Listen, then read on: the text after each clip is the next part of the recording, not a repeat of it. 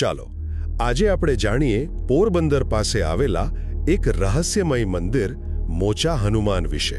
આ મંદિર છે ને એ સોમનાથ દ્વારકા હાઈવે પર આવેલું છે, પણ આ ખાલી એક મંદિર નથી હો। આ તો એક એવી શાંત જગ્યા છે જેની કહાણી બહુ જ અનોખી છે, ખાસ કરીને એક વિદેશી સંરક્ષકને કારણે। તો પહેલી અને સૌથી રસપ્રદ વાત, ફ્રાન્સના સંતોષગીરી માતાજી। તમે વિચારો, લગભગ 50 વર્ષ પહેલા ફ્રાન્સથી એક 22 વર્ષની યુવતી ભારત ફરવા આવી અને પહોંચી આ એકાંત જગ્યાએ। ત્યાં હનુમાનજીની મૂર્તિના દર્શન કરતાં જ એને એટલો ઊંડો આધ્યાત્મિક અનુભવ થયો કે એણે પોતાનું આખું વેસ્ટર્ન જીવન જ છોડી દીધું। આજે એમને લોકો સંતોષગીરી માતાજી તરીકે ઓળખે છે। જટા, ભગવા કપડાં અને શું ગજબનું ગુજરાતી બોલે છે। એ મંદિરના મુખ્ય સેવિકા છે। જો આ વાત તમને ગમી હોય તો અમારી ચેનલને સબસ્ક્રાઇબ જરૂર કરજો અને આના પરનો આખો વિડિયો જોવા માટે નીચે લિંક આપેલી જ છે।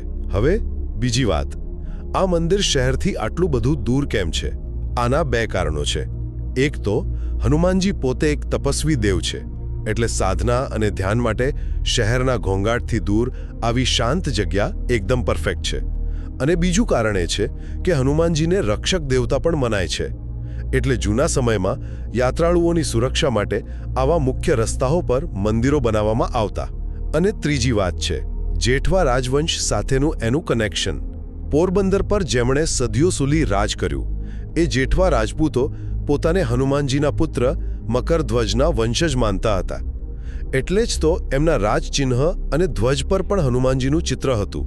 આ મંદિર એમની એ જ ભક્તિનું એક પ્રતીક છે। ટૂંકમાં કહીએ તો મોચા હનુમાન મંદિર ખાલી એક ચમત્કારિક જગ્યા નથી, પણ એ શ્રદ્ધા, ઇતિહાસ અને એક વિદેશી મહિલાના અતૂટ સમર્પણની એકદમ પ્રેરણાદાયક ગાથા છે। પ્લીઝ સબસ્ક્રાઇબ કરો અને આ વિડીયોને લાઇક અને શેર કરો।